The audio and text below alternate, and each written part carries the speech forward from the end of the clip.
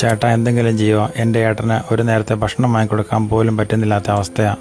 ഞാൻ ചോദിച്ചു വീട്ടിൽ ആരൊക്കെയുണ്ട്. ആരുമില്ല ചേട്ടാ, ഞാനിപ്പോൾ ഒറ്റയ്ക്കാണ്. കല്യാണം കഴിക്കാൻ വരെ മറന്നുപോയി. 6 വർഷത്തോളമായി ചേട്ടനിങ്ങനെ.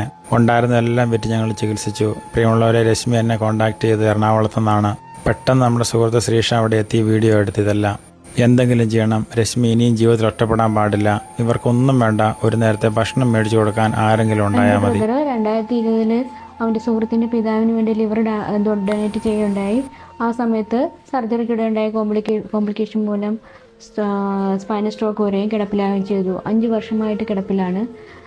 നമ്മൾ ഇത് ഒത്തിരി ട്രീറ്റ്മെൻറ്റ് ചെയ്തു. ഏകദേശം 1.5 കോടി രൂപയോളം അവന് ചിലവായി. പക്ഷേ ഇപ്പോൾ നമുക്ക് ഒട്ടും മുന്നോട്ട് പോകാൻ പറ്റാത്ത സാഹചര്യത്തിലാണ്. അവന് കൊടുക്കുന്ന പെപ്റ്റാമിൻ എന്ന് പറഞ്ഞൊരു പൊടിയുണ്ട്. അത് ഒരു ബോട്ടിൽ ഏകദേശം 1900 രൂപയോളം ആവും. അതൊന്ന് സ്പോൺസർ ചെയ്ത് തരാൻ ആരെങ്കിലും ഒന്ന് സ്പോൺസർ തരികയാണെങ്കിൽ അതും വലിയൊരു ഉപകാരമായിരിക്കും. പ്രിയമുള്ളവരെ, സഹോദരനെ നോക്കാൻ ആരുമില്ലാതെ വന്നപ്പോൾ ഉണ്ടായിരുന്ന നല്ലൊരു ജോലിയും കളഞ്ഞിട്ടാണ് രശ്മി ഒറ്റയ്ക്ക് ഈ സഹോദരന് വേണ്ടി അങ്ങ് ജീവിക്കുന്നത്. ഇങ്ങനെയുള്ള ആൾക്കാർ ഒരു കാരണവശാലും സമൂഹത്തിൽ ഒറ്റപ്പെടാൻ പാടില്ല. ഏകദേശം 1900 രൂപയോളം ആവും.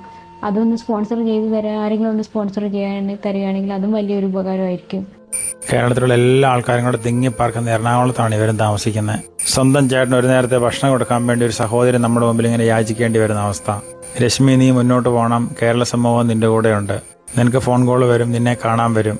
ഒരുപാട് ആൾക്കാർ നിങ്ങളെ സഹായിക്കുകയും ചെയ്യും. ദൈവം അനുഗ്രഹിക്കട്ടെ.